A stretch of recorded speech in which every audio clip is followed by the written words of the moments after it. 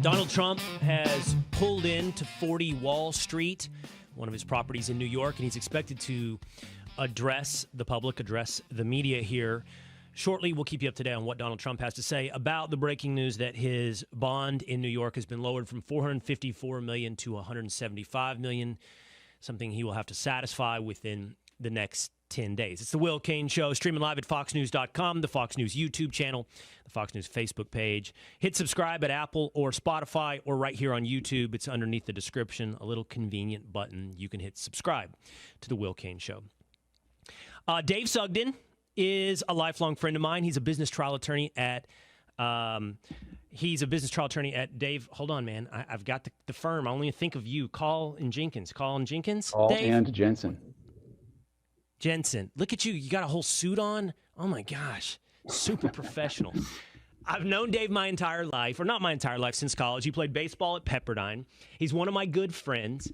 We get together for breakfast every once in a while, and when we do, I say, man, why don't you come on my show? We should have some of these same conversations. And I mean it when I say this. Dave is, like, in my estimation, pioneered a unique career that all of us wanted to have, whoever went to law school.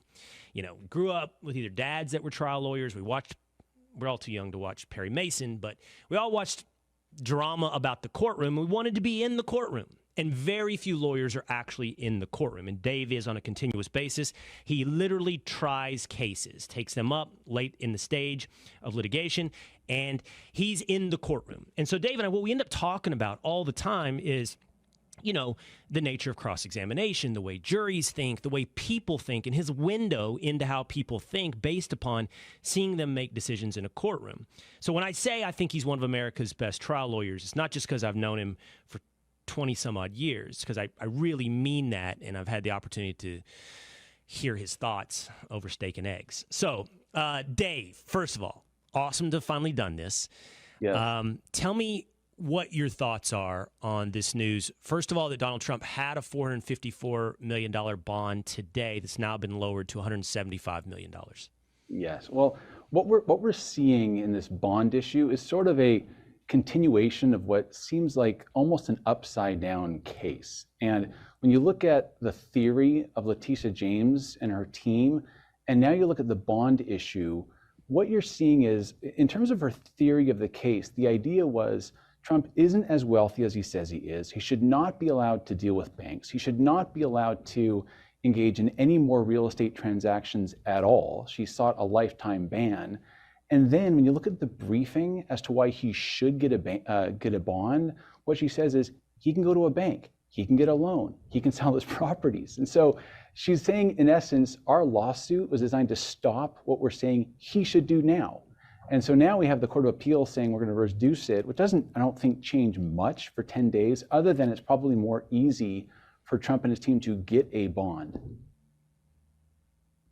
And so, and by the way, and just to revisit the facts of the case, the allegations are that Donald Trump inappropriately inflated the value of his various real estate properties in order to negotiate a more favorable loan to a bank. Now, every real estate friend I've says, so does everybody. Like, that's the normal course of business. Like, get the highest valuation you can in front of a bank for your existing properties to increase the value or the ability of you to get the loan you desire. But then there's the bank on the other side, and they go, no, we don't think it's worth that. We don't think it's worth X. We think it's worth Y. They do their own due diligence. It's a negotiation, which happened in this case, and none of the banks feel like victims. But so Letitia James takes a normal business practice of the negotiation of value of an asset and turns it into a crime.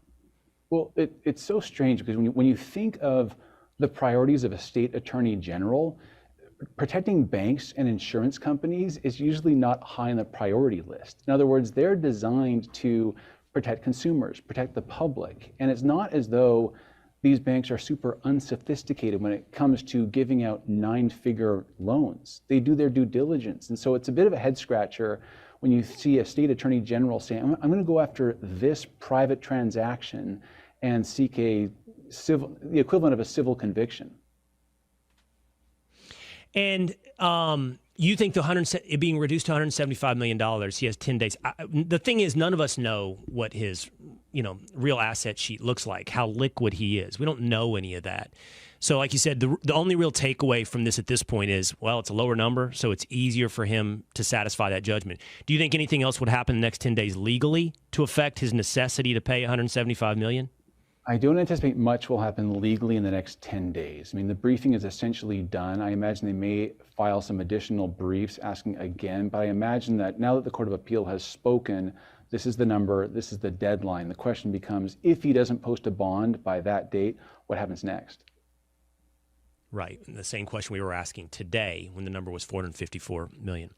All right. I want to ask you, I just want to bring the audience into some of our conversations. And it's always hard to recreate a conversation. But it was last week we were having breakfast, and you were telling me about one of the things you guys do to prepare for trial is you do mock trials, and you impanel mock juries.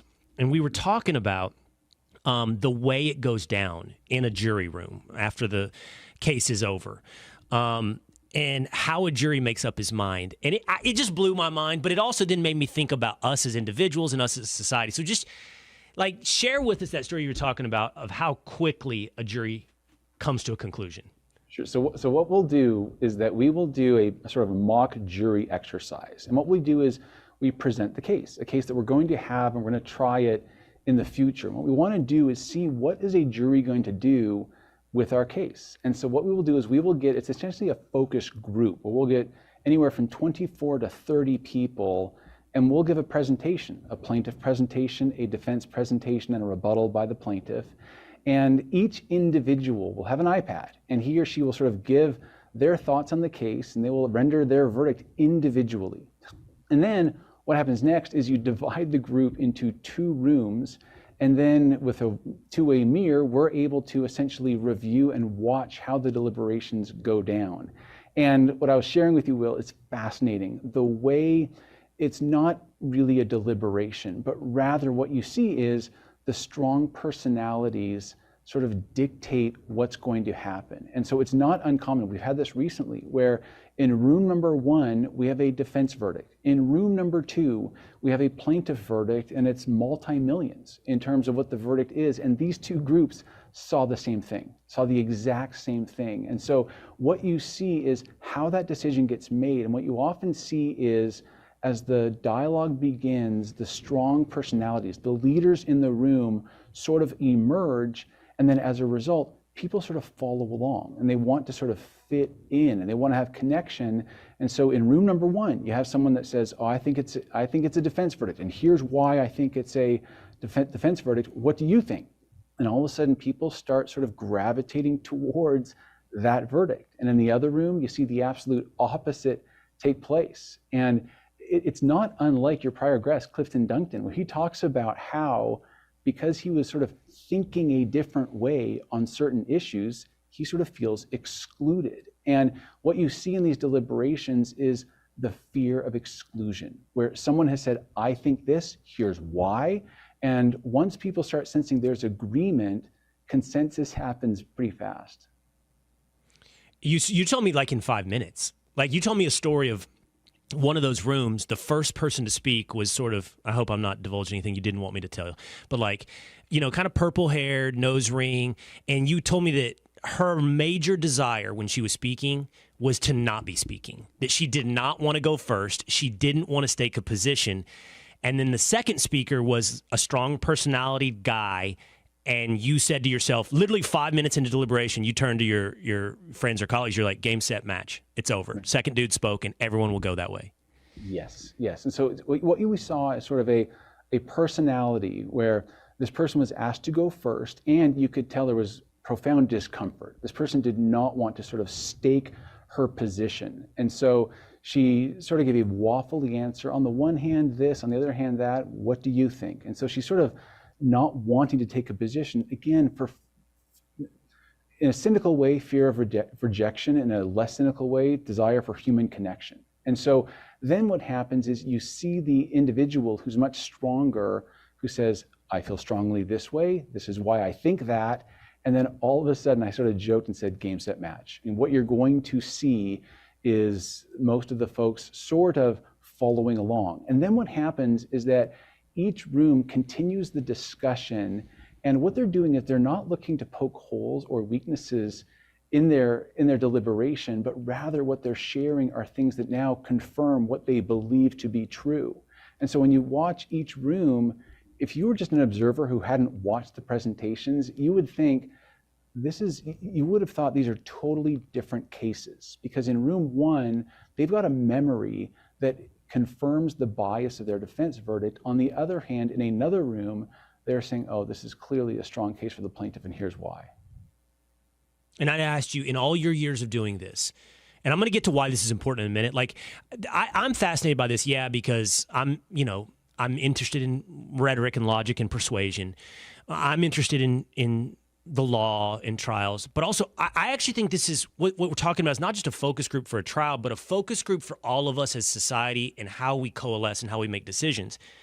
So, and then I think you could even apply it individually to how we interact individually with one another. Like Dave and I have talked about how you persuade your kids based upon understanding what people do here. Like, so I just think it's applicable in any walk of life. And I asked you, in all your years of doing this, have you ever seen a 12 Angry Men situation where it's like 11 people ready to go and one holdout?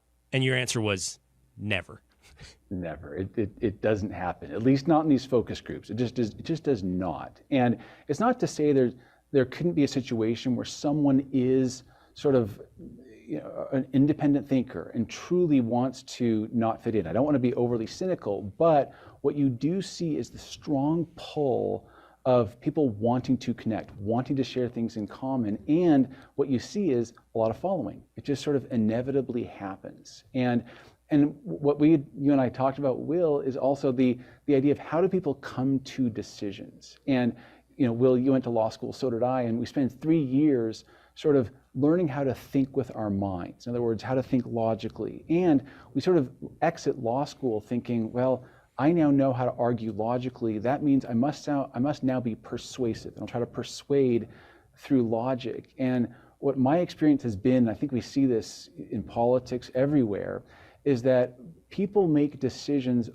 first off how they feel. There's sort of a gut reaction to something they hear, something they feel, and then after that, they sort of use their mind to rationalize their decision, rationalize what they're feeling. And so people aren't consciously in a deliberation saying, I want to fit in, therefore I will follow this person. But rather, there's sort of this idea of what do I feel? How do I feel about this argument? And then to sort of reconcile that, they'll use their mind to explain how they got there. And so oftentimes after a trial, we will talk to jurors afterwards, and what we will get is really good explanations that sound logical and they follow the evidence, they follow the law, and they explain how they got there. But the real question is, how did they first decide in their gut which way they are going? How do they feel? Because a lot of times that can trigger how they're going to rationalize their ultimate decision. So you're exactly right. And in that, for most of my career, and for anyone watching, I think the hard thing to do is to separate the world and the way it is from the way that you think the world should be. And you're right, for a lot of us that come out of law school, and certainly for me, I think the world should operate by reason and logic. But that can't push me into a situation of thinking that's the way the world does work, just because I think it should work that way. And so, I've become much more humble in I know that sounds ridiculous, but I've become much more humble in making arguments and understanding. Like I told you, Dave, when I was at CNN as a contributor, and even in my early days at ESPN, I was just a jackhammer for logic. It's just like, you're wrong, boom, boom, boom, boom, boom, here's why. And I think I've just become more humble on the limitations of that as a tool of persuasion. It doesn't make you wrong, but you also aren't as effective in convincing people you are right. And so what I'm getting at, and I'm pretty honest with my audience, I don't do things in a calculated nature, or at least not consciously. I don't know about subconsciously, but I don't sit there and go, how can I make this argument most persuasive? I just kind of do what comes naturally. You have to think that way a little more because your job is more overtly to persuade 12 people. How do you use that, Dave? Or even, you and I talk about our personal lives. We talk about our families, and wives and children. Anyone listening, bosses, I don't even know if you're trying to actually use this information and use this. I don't even know how you begin to say, all right, well, if it's not logic, which one can understand, now I have to understand the way people feel at all times and how logic fits into how they feel. I don't know how you turn that into, and it sounds cynical to say a tool, but into a tool for persuasion. Well, I think it's a matter of sort of understanding human nature. In other words, we can, as lawyers, think, hey, here's why I'm logically right. Here's why the facts and the law match, and here's why I'm going to win. But the reality is that the decision maker, whether it's a jury, your boss, your spouse, they have to want to have a reason to find in your favor. And so a lot of times you have to, as a lawyer, think of, okay, I understand what the facts are, but what's the story that I can tell? That's always true, that aligns with the evidence. But when I tell this story, it's going to make the jurors feel a certain way where they want my side to win. A lot of times in these civil cases, there aren't that many facts in dispute, but what you do see is sort of the competition of ideas, where the plaintiff will have one certain narrative. In other words, once upon a time, there was this plaintiff who, until the defendant did this bad thing, this happened, and now you as the jury can fix all of that. Now, if the defendant gets up there and says, well, there's no causation. In fact, what you're going to see is that there may have been a number of different causes as to why this person's injured, or whatever. What you have is a narrative by the plaintiff that tells a story. And the jury's going to hear that and think, I feel something. I'm very sympathetic to what happened to this plaintiff. Meanwhile, this defendant has sort of a technical argument that's just not going to stick. It's sort of like your CNN days. In other words, if a person wants to think something and you're going with logic, you're not going to sway them away. Whereas if a defendant has an alternative narrative, this is what the case is about. This is about a plaintiff that could have been more responsible or whatever. You're at least providing competing stories so that you can get to the sort of gut and hearts of the jurors so that you've at least given them a chance to feel a certain way, and then they're more likely to listen to your logical arguments. If you lead with logic, they won't be listening at all. There's some like ancient metaphor about that, like it's easier to steer an elephant by the nose than it is by the head, or something like that. That has to do with reason versus emotion. I don't know, man. I love every conversation we have. You know that. At some point, I want to share it with the audience as well. And I think there's so much to learn about the way we as individuals make decisions. As you said, the desire to fit in.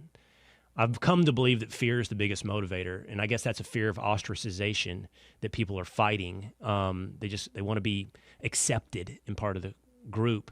But then it's also just like, I don't know, politics, life, how you communicate, how we communicate with one another and try to convince each other of objective truth. All right, Call Jensen is his firm. Dave Sugden, business trial lawyer, one of the best. By the way, he educates lawyers at evidenceattrial.com. I'll meet you for breakfast, and let's do this again on the Will Cain Show, man. Love it. Thank you, buddy. Stay well. All right.